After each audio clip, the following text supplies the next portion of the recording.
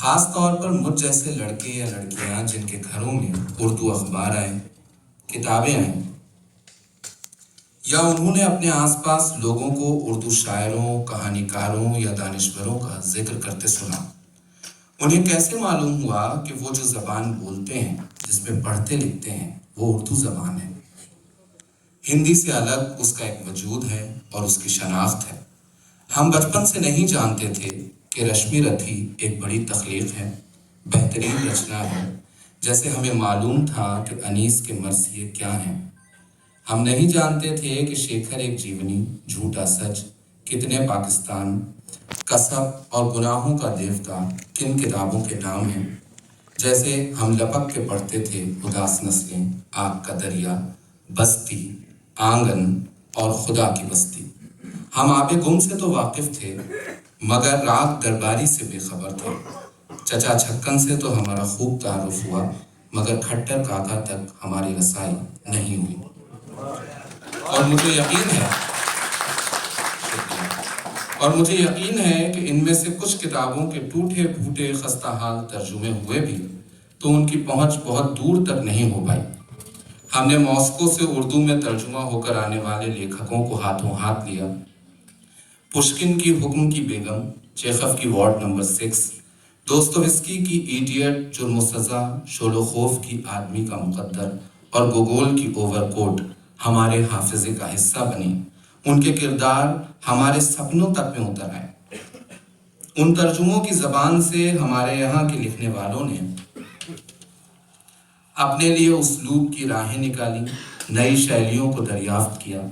مگر پھنیشور ناتھ ریمو، اگے، منو بھنڈاری اور اوم پرکاش والمیکی جیسے بڑے لیکھک ہمارے لیے انجان ہی رہے۔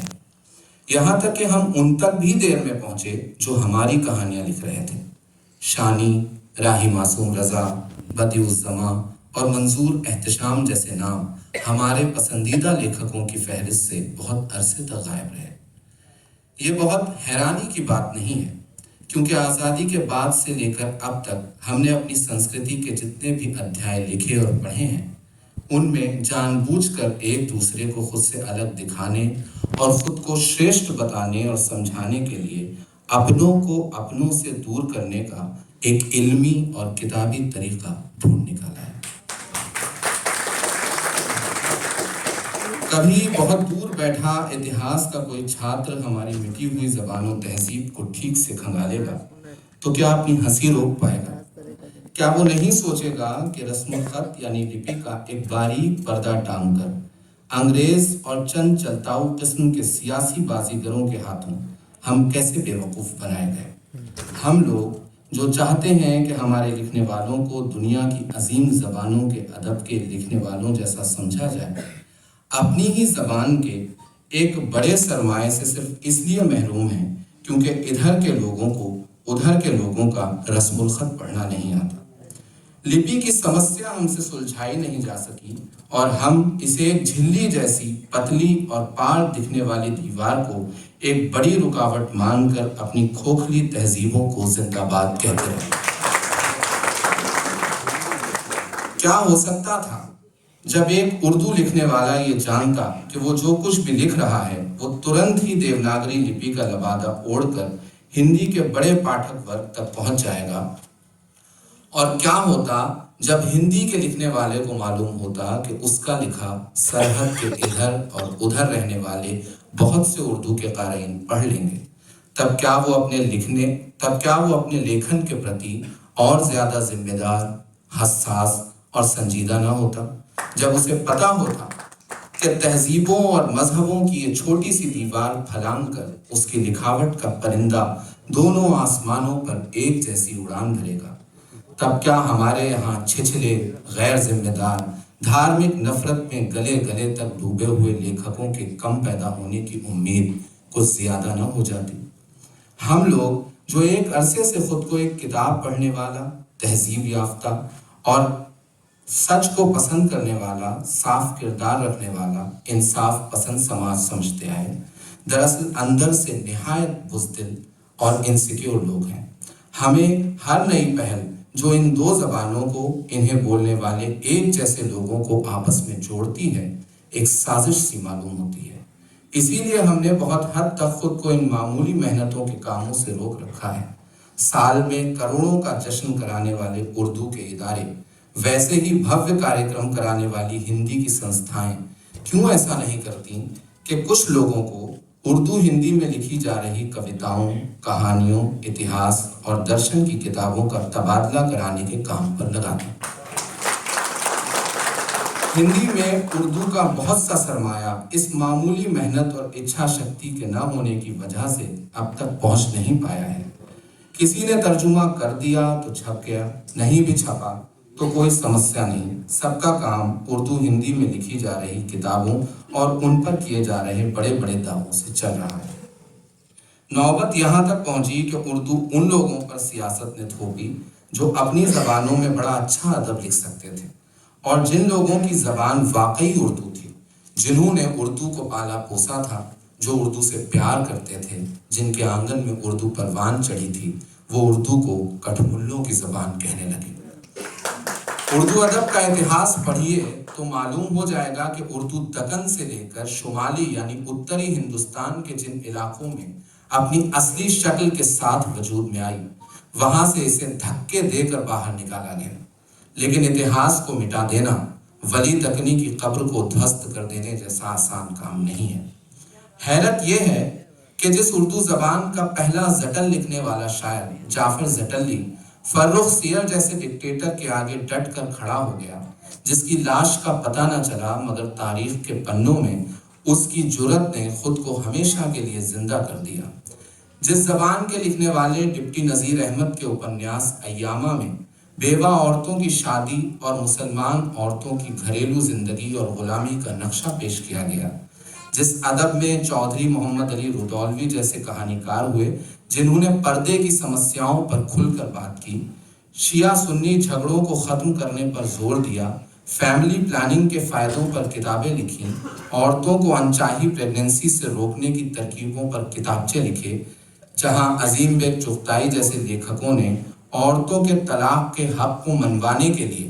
گھٹن بھری زندگی اور مذہبی جبر کے ہاتھوں کچلی جانے والی عورتوں کے تعلق سے تفویض جیسے ناول لکھے، جس کا مطلب ہی عورتوں کو طلاق کا حق دینا ہوتا ہے، وہ زبان صرف دل لگی اور کٹ ملائیت کی زبان بن گئی۔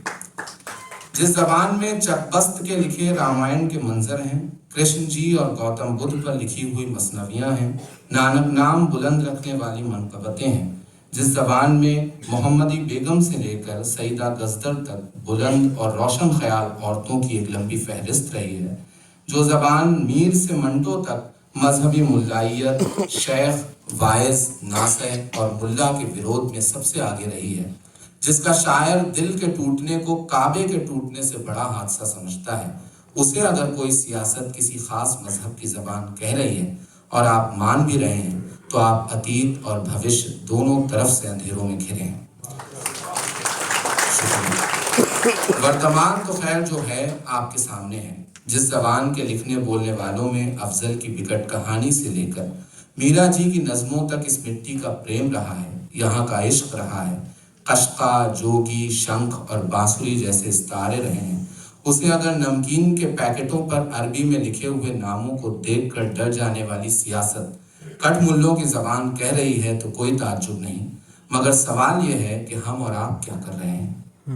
بس انتظار، کوئی منصوبہ بند کام، کوئی فہرست، کوئی سمکالین ساہتیہ کی ادلا بدلی کا طریقہ کیا ہمارے پاس ہے؟ اگر نہیں ہے تو نہ ہم ہندی کے ہمدرد ہیں نہ اردو کے، ہم رسم الخط کا ڈھنڈورا پیٹنے والے ایسے بزدل کتاب فروش ہیں جن کے آدھے بدن کو لقوہ مار گیا ہے اور وہ نہیں جانتے کہ ادھر اس طرف کیا کوئی رگ پھڑک رہی ہے، کیا کوئی دل دھڑک رہا ہے۔ ایک بات اور، اوپر ان کاموں اور ناموں کو گنانے سے میری غرض یہ ہے کہ اردو کو جب بھی ملائیت، غداری اور جانبداری کا چولا پہنانے کی کوششیں ہوئی ہیں تو ہمارے یہاں لوگوں نے غیر مسلم لیکھکوں کے نام گنوا کر اردو کو ایک سیکولر زبان کا درجہ دلانے کے اپنے فرض سے پلہ جھاڑ لیا ہے، جبکہ اردو میں ایسے کئی مسلم دانشور، لیکھک اور شاعر رہے ہیں جن کے یہاں مذہبی کٹرتا اور نفرت نام کو بھی چھو کر نہیں گزری۔ میں ان عظیم لیکھکوں کی روحوں سے معافی مانگتے ہوئے آج کے سیاسی تناظر میں انہیں مسلم کہہ رہا ہوں، جبکہ انہوں نے لکھتے وقت کبھی بھی اپنی اس مذہبی پہچان کو ذہن میں دور دور تک نہیں رکھا، بلکہ کچھ نے تو اس پر تنقید کی اور کچھ نے اسے سرے سے نکار بھی دیا۔ ایسا نہیں ہے کہ اردو ہندی کے لیے کچھ لوگ ذاتی طور پر محنت نہ کر رہے ہوں یا پہلے نہ کرتے رہے ہوں۔ اجمل کمال نے اپنے رسالے آج میں بہت سے ہندی لیکھکوں کا کام پبلش کیا ہے، انہیں ترجمہ کیا یا کروایا ہے۔ ان میں سے کچھ تو ایسے ہیں جن کا زیادہ تر کام اردو میں انہی کی وجہ سے آ پایا، جیسے نرمل ورما اور ادے پرکاش۔ اس کے علاوہ انہوں نے ہندی کہانیوں کے 3 ایسے سنکلن بھی شائع کیے جن میں ہندی کی بہترین کہانیوں کے معیاری ترجمے پڑھے جا سکتے ہیں۔ اس سلسلے میں حیدر جعفری سید کا کام بھی قابل ذکر ہے، جنہوں نے گری راج کشور، شانی، کرشنا سوکتی اور ایسے ہی کئی لیکھکوں کا کام اردو میں منتقل کیا۔ ایسے ترجمہ نگاروں کی ایک فہرست تو تھوڑی کوشش سے بنائی ہی جا سکتی ہے، جنہوں نے دوسری زبانوں کے ساتھ ساتھ ہندی کے کام کو اردو میں ترجمہ کرنے کی اہمیت کو سمجھا۔ سمکالین ہندی ساہتیہ کی بات کریں تو احسن ایوبی نے ادھر ہندی اردو انواد کی بڑی عمدہ پہل کی ہے۔ وہ اب تک چترا مدگل اور چندن پانڈے کے اپنیاسوں کے ساتھ ساتھ اپنی کتاب کہانی سفر میں ہے کے دوارا ہندی کی کئی طویل کہانیوں کے ترجمے کر چکے ہیں۔ ذاتی طور پر میں نے اور کی ہندی ویب سائٹ اور میگزین کے ذریعے اردو ویب سائٹ اور میگزین کے ذریعے ہندی کے بالکل نئے شاعروں اور کہانی کاروں کا ترجمہ کرنے کا ایسا ہی ایک سلسلہ شروع کیا ہے، اور اب تک قریب 25 سے 30 لیکھکوں اور کویوں کا کام اردو میں ترجمہ کیا جا چکا ہے، اور یہ سلسلہ بدستور جاری ہے۔ اب اگر بات کریں اردو سے ہندی انواد یا لپیانترن کی، تو اس سلسلے میں اردو شاعروں کے کئی انتخاب یوں تو راج کمل، راج پال، وانی اور ریختہ سے شائع ہوتے رہے ہیں، مگر اردو فکشن کے لیے ویسا کام اس کے مقابلے میں کافی کم دیکھنے کو ملا ہے۔ ارجمند آرا نے البتہ اردو سے ہندی اور ہندی سے اردو دونوں ہی طرح کے تراجم پر زیادہ کام کیا ہے۔ ان کا کام اتنا زیادہ ہے کہ اس وقت کم سے کم ہندوستان میں ان کے پائے کا کام ان 2 زبانوں کے حوالے سے خاص طور پر کہیں اور نظر نہیں آتا۔ حال ہی میں انہوں نے اردو کے بہت سے اپنیاس اور کہانیوں کو ہندی کے سانچے میں ڈھالا ہے، جن میں خالد طور کا کانی نکاح، صدیق عالم کا چینی کوٹھی، رفاقت حیات کا میرواہ کی راتیں اور جیم عباسی کا سندھو قابل ذکر ہیں۔ ہم پچھلے کئی عرصے سے حسن جمال کی شیش پترکا کے بعد ایسے کسی رسالے سے محروم ہیں جو اردو کے معیاری اور سمکالین ادب کو ساتھ ساتھ ہندی پاٹھکوں تک پہنچانے کا فریضہ انجام دے سکے۔ اسی لیے اب میں اپنی جانب سے یہ کوشش بھی کر رہا ہوں کہ ایک ایسی ہی پترکا اور ہندی کے نام سے جلد شروع کی جا سکے۔ پچھلے 6 برسوں سے ادبی دنیا یوٹیوب چینل کے ذریعے میرا یہ پریاس رہا ہے کہ میں اردو کے بہترین شعری مجموعوں، اپنیاسوں اور کہانیوں کو سننے والوں تک پہنچاؤں۔ چنانچہ اب تک میں نے اس سلسلے میں اپنی چھوٹی موٹی کوششوں کے ذریعے کم سے کم 20-25 شاعروں کے مجموعے، اتنے ہی ناول اور 1000 کے آس پاس کہانیاں اپلوڈ کر دی ہیں، لیکن یہ کام اتنا پھیلا ہوا ہے کہ اس کے لیے ویکتیگت کوششوں سے کام نہیں چلنے والا۔ ہمیں اگر اردو ہندی ساہتیہ کا ایک ملا جلا سماج بنانا ہے، جہاں ایک طرف منصوبہ بندی کے ساتھ دونوں طرف کے ترجمے تیزی سے چھاپ کر انہیں پڑھنے والوں تک پہنچانے کا سلسلہ شروع کرنا چاہیے، وہیں دوسری طرف ایسے کاریکرم بھی آیوجت کرنے چاہیے جہاں ہندی اردو لیکھکوں کو ایک ساتھ ایک جگہ جمع کر کے ان کے وچاروں کے تبادلے کا ایک سندر سلسلہ آغاز کیا جا سکے۔ ایک چھوٹی سی تجویز یہ بھی ہے کہ اردو ہندی کو انوادکوں کے بوجھ سے آزاد کر کے ان 2 زبانوں کو لپیانترن کی روایت کی طرف جتنا زیادہ لایا جائے اتنا ہمارے درمیان کا فاصلہ کم ہوگا، کیونکہ ذاتی طور پر میرا ماننا ہے کہ ہندی پاٹھکوں کا جو سماج غالب، فیض، جان ایلیا اور پروین شاکر کی زبان کو پڑھنے اور سمجھنے کے ساتھ اس کو بے حد پسند کر سکتا ہے، کیا وجہ ہے کہ اسے نثر یا گد میں زبان کی اس اصل رنگینی سے محروم رکھا جاتا ہے، اور یہ عام خیال بنا دیا گیا ہے کہ کہانی یا اپنیاس اگر انواد کی صورت میں نہیں آئے تو ہندی سماج اسے سمجھ نہیں سکے گا۔ میری رائے میں یہ ہندی والوں کی سمجھ کا بہت معمولی اور سطحی آکلن ہے۔ अब हमें इससे आगे बढ़ने की जरूरत है। इस बात के सबूत में खुद राजकमल प्रकाशन से आने वाले उर्दू के उन उपन्यासों को पेश किया जा सकता है जो अनुवाद के बजाय लिप्यांतरण द्वारा इस समाज में न सिर्फ कबूल किए गए हैं बल्कि उन्हें खूब पढ़ा और सराहा भी गया है।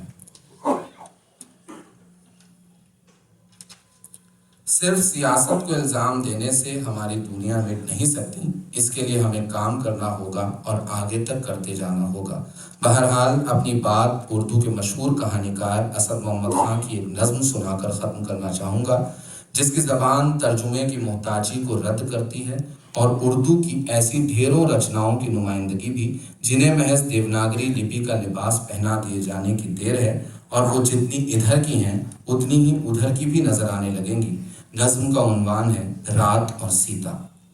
अंधियारे की काली मैया मन को फाड़े खाए, शमशानों के बाग डगारे अंधे कुएं बुलाएं, पगडंडी के शेष नागजी पग पग डसते जाएं, पेड़ राक्षस बादल रावण घर भुतने बन जाएं, ध्यान के इंदर पथ पे बीती घड़ियां उड़ती आएं, मैं सीता बनवास को निकली बिरहा की अग्नि जलाए, आगे आगे राम जी नाई पीछे लक्ष्मण नाए। शुक्रिया।